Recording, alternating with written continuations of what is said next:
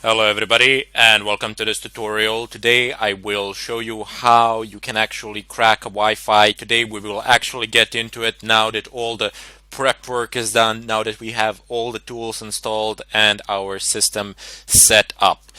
The first thing that we will need to do is set our network wireless card into monitor mode. Type in ifconfig, press enter, and this option will display all the network interfaces that are available. My wireless interface is called VLP2S0.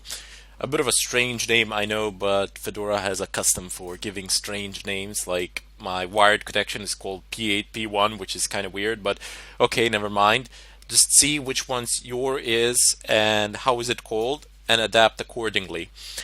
Anyway, I'm going to use VLP2S0 in order for me to configure it to function in monitor mode. There are two ways. So the first one is what I usually use to set it in monitor mode, and the second one is what I usually use to actually check if there are any problems of whatsoever.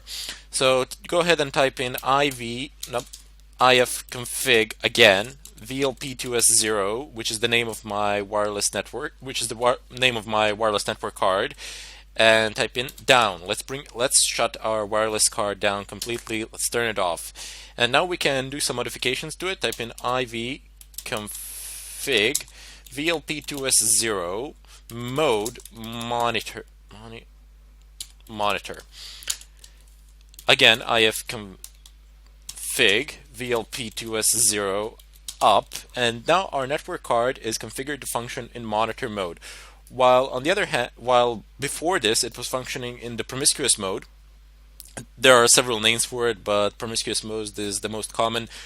And the difference between the two operating modes is that one mode and there you go, I have my wireless connection deactivated in the upper right corner. The difference between the two modes is that in one mode, wireless cards or general network cards are configured to accept all packages regardless whether they are meant for them or not, and in promiscuous mode they will only accept packages that are meant specifically for them.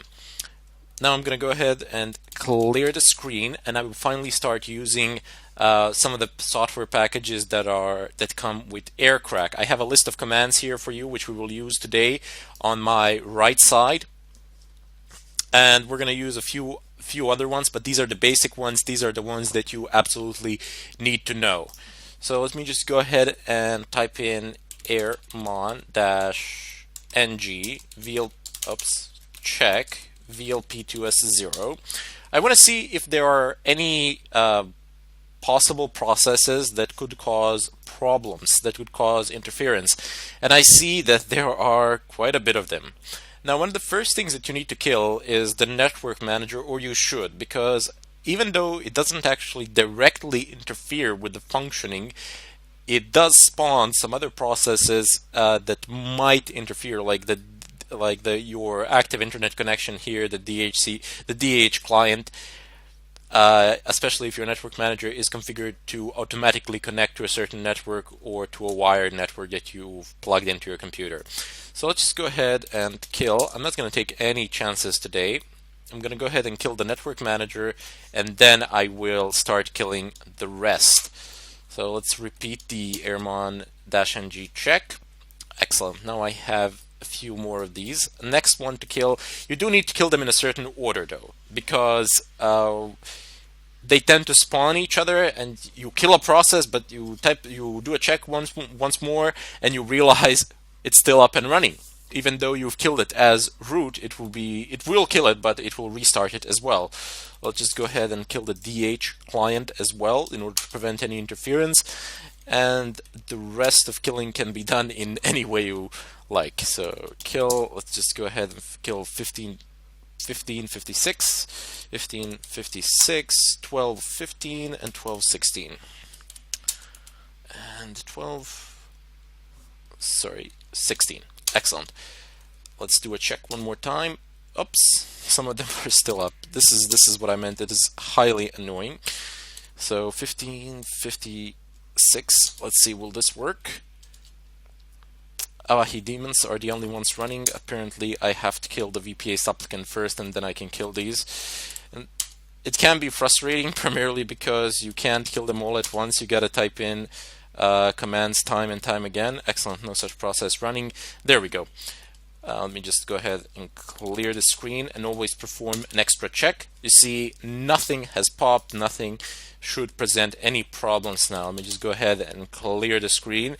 The next thing that we want to do is perform a scan of our environment here to see what sort of connection, what sort of networks do we have and who is connected to which network. Now, this you cannot see with Network Manager. With Network Manager, you can only see active wireless, visible wireless hotspot, visible wireless access points around you.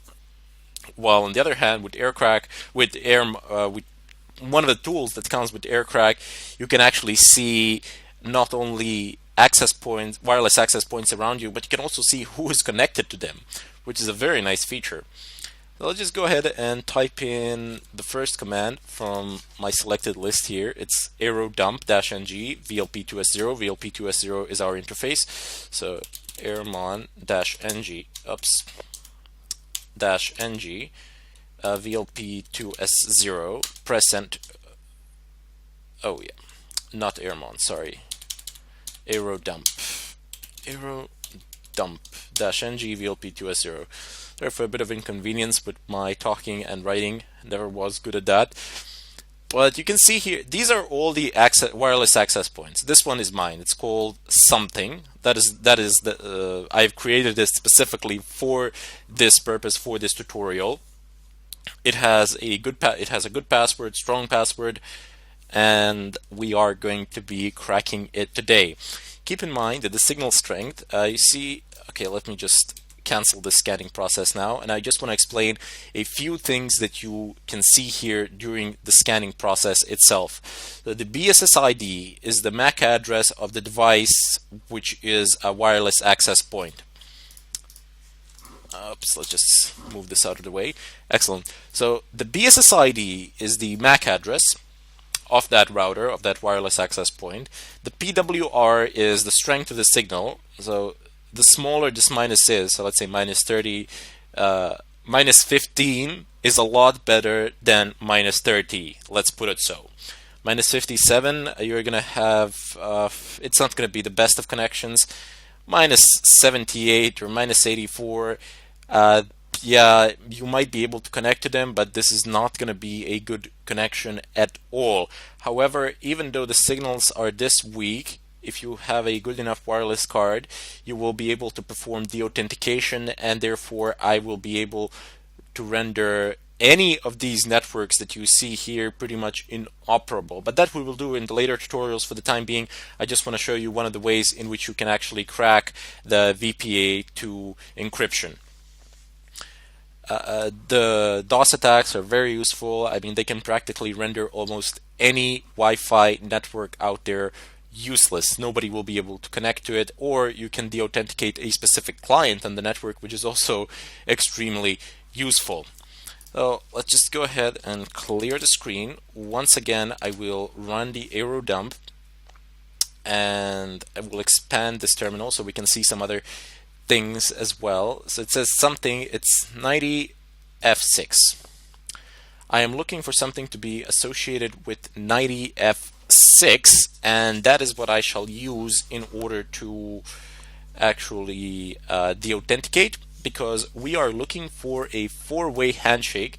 It will appear in the top right corner. There we will be able to see all the packets that are coming in, and there we will be able to actually capture a file and see what is going on. But that is not possible to do at the time being, primarily because we are scanning for pretty much every single network out there, and I just wanted to show you how it looks like. The next thing that we need to do is perform a specific scan. So now we will be targeting this network here, as it has a good signal, and more importantly than that, I have a permission to do whatever I want with this network, as it is mine. These down below are not mine. Also keep in mind that we are not doing anything illegal here, anything of a kind. Everything that you see here is pretty much public information, because this is what all the Wi-Fi routers around me are broadcasting. They are broadcasting their MAC address, and they are broadcasting the name, basically. The SSID, name is not a technical term. ESSID is the term, but everybody, I don't know, refers to it as a name of a wireless access point or something of a kind.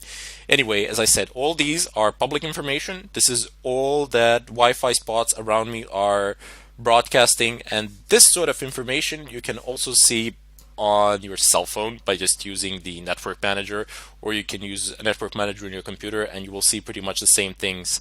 You will see that it's VPA2 encryption, you will see the MAC address, and you will see the ESSID. Of course, this is the ESSID will be the first thing that you see on the network. Also, you will see the channels as well. These stuff in between, you don't have to worry about those. They're not that relevant for our purpose today.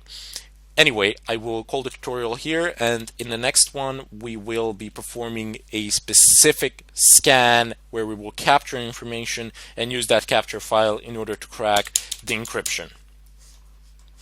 Till then, I bid you farewell, and I hope to see you in the next tutorial.